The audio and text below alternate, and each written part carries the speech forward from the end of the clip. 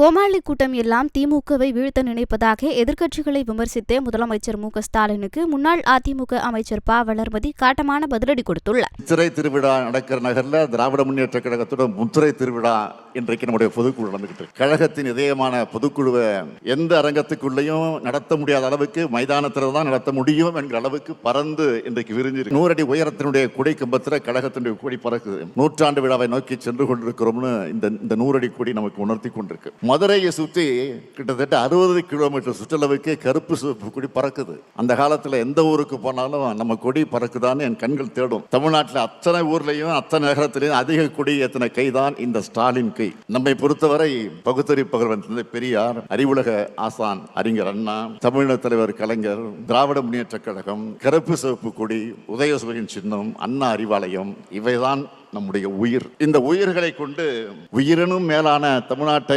தமிழினத்தை இதுவரை காத்தது போல இனியும் காப்போம்னு உறுதி எடுக்கிற பொதுக்குழு தான் இந்த பொதுக்குழு. திராவிட முன்னேற்ற கழகம் வழக்கமான அரசியல் கட்சி அல்ல. வரலாற்றில் எத்தனையோ அரசியல் கட்சிகள் வரும் போகும். ஆனால் கொள்கைக்காக தோன்றி லட்சியத்துக்காக தியாகங்கள் செஞ்சு மக்களுடைய ஆதரவை பெற்ற அரசியல் இயக்கம்.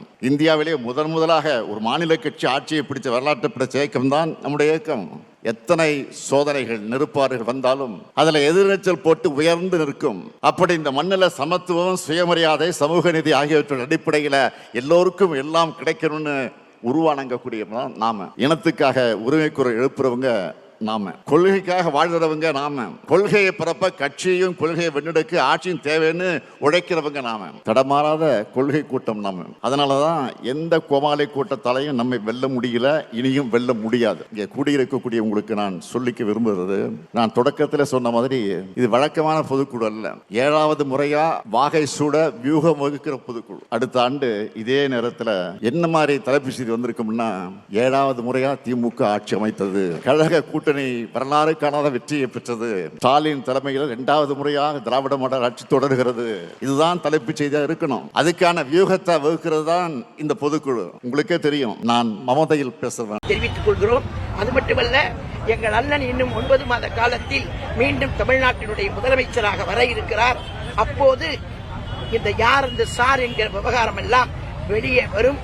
அப்போது இன்னும் தண்டனை வழங்குவதற்கு அண்ணன் எடப்பாடியார் அரசு தீவிரமாக நடவடிக்கை எடுக்கும் என்பதை நான்